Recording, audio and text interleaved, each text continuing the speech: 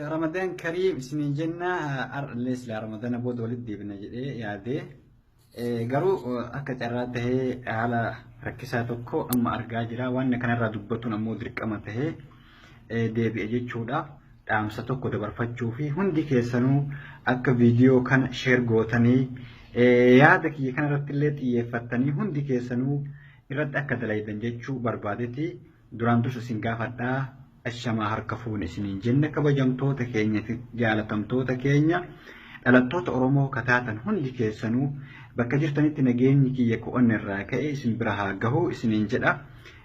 Ilmaan Booranaa fi Barreentumaa hundi keessanuu osoo addaan hin baasin guddaa xiqqaan hundi keessanuu kan isin jaaladhu kan akkaan isin kabaju hundi keessanuu kan dhiiraa kan shamaraa kan guddaa kan xiqqaa kan beekaa kan wallaalaa kan falmuu fi kan wajjin falmullee kan jibbuuf kan jaalatu hundi keessanuu dhalata Oromoo kataatan baay'ee isin kabaja baay'ee isin jaaladha baay'ee isiniif mararfadha jechuudha.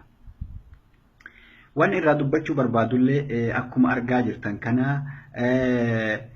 mootummaa Al-Shabaab jechuudha dhalattoota ilmaan Oromoo nama 4 ka wayyaanee keessatti qawwee wayyaanee baatanii diina wayyaanee gabroota wayyaanee ta'anii nama 4 ajjeesanii ka jedhan dhageettanii hedduutu jira jechuudha akkuma yaadattan. Waraanni wayyaaneen qabdu jaalattanillee jibbitanillee harki 80 takki 75 ilmaan Oromooti. Ka qawwee wayyaanee baatanii deeman, ka taankii wayyaanee oofanii deeman jechuudha. Ka ilmaan Oromollee fichisiisaa jiran, ka biyya maratti akka gabraatti gurgurataa jiran ilmaan Oromooti. Sadarkaa Konoreel amma dhageettan kan Konoreel Qaasim ka jedhan dhalataa Arsii martii nama 4 ajjeesan jechuudha. Mee kana Rabbi rahmata haa godhuuf illee jechuu hin dandeenyu jechuudha. Mee maaltu iyyuu Somaalee keessa isa geesse. Osoo ganda isaa amma martii ganda isaa san keessatti wayyaaneen dachii irraa fudhattee Amaar irraa fudhattee maatiin isaa rakkataa jira. Mee maaltu fuudhee Somaalee keessa isa geesse. Mee hin gaddinaaf moo seenaa wayii barreesse moo maal jennaan kan. Mee akkam jennaan na dhibe jechuu kun seenaa wayiitu saree kun jechuu maaliifi diinaa gabroota ta'e diinaa ta'e mee biyyatamiif loluuf Somaalee keessa dhaqee du'a. Yaa warra ministeerii keessa jirtan yaa ilmaan Oromoo mee bira naa keessaa yoo akka carraa ka dhagaan taate jechuudha ka poolisii keessa jirtan. Obboleeyyan teessa dhumaa jirti. Obboleessi kee du'aa jira. Haati tee du'aa jirti. Dachiin tee samamaa jirti. Wanni ati wayyaanee jalaa gootee taankii wayyaanee ooftee qawwee wayyaanee baattee deemtuuf maaliif?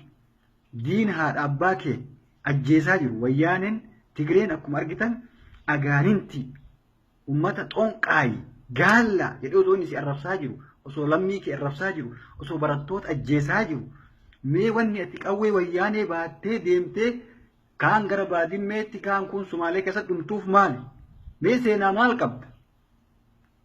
Seenaa maal qabdu? Mee warri duraan kanaan dura dargiin Eertiraa keessatti fichisiise qawwee baatanii osoo deeman Amaaraa qawwee baatanii osoo deeman seenaa maaltu isaanii barreesse? Seenaa maal qaban? Seenaan isaanii seeraan sareeti jechuudha. Diinaa ergamtuu ta'anii qawwee baatanii lubbuu isaa ka deebii hin qabne wareegama kennan. Wanni kanaa olitti qaanii hin jiru osoo qabsoo Oromoo irratti akka Mustafaa Hussein san Shaashamannii agartanii lubbuu isaa dabarsee saba isaati kenne har'a uummanni Oromoo haga danda'uun gargaaree seenaa isaallee galmeessee taa'aa jira jechuudha. Gootonni Oromoo barattoonni Oromoo akkasitti lubbuu isaanii qaalii saba isaaniitti dabarsan akkasi gootummaa yoo taate malee kun sarummaa sanafummaa salphinnaa gadiiti. Biyyi isaa osoo gabrummaa jala jirtu diinni isa gabroomse qawwee itti fe'ee Somaalee keessatti dhaqee lubbuun kee dabruun mee maaltu achi maal achi barbaadda? Biyya tamirraa dhoogita. Biyyi tee gabrummaa akkasi gabroomse Al-Shabaabii miti.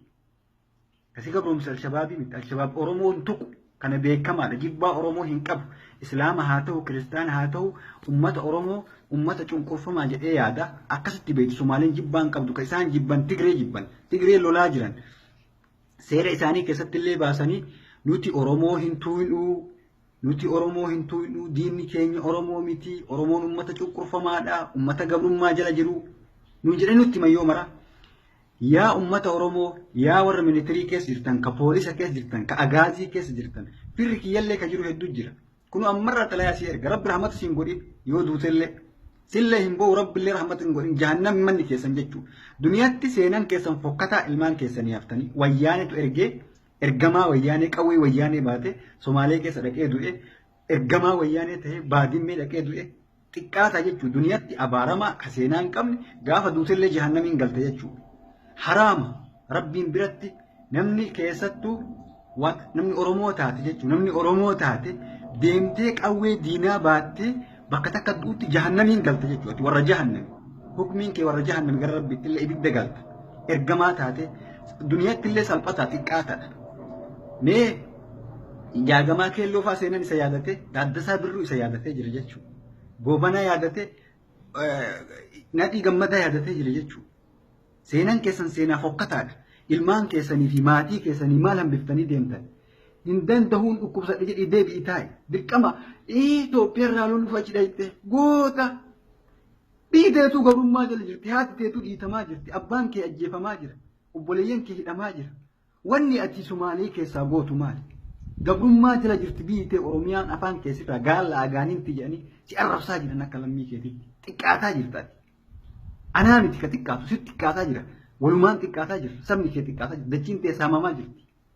Barattoonni ajjeefamaa jiran. Loli diinatti qawwee achi deebisi malee diinaa ergamtuu taate kun Ogaandatti erganii kaan biyya kaanitti erganii akka ashkara wayyaanee taanii akka harreetti fe'atanii akka nuun deeman yaa Oromoo.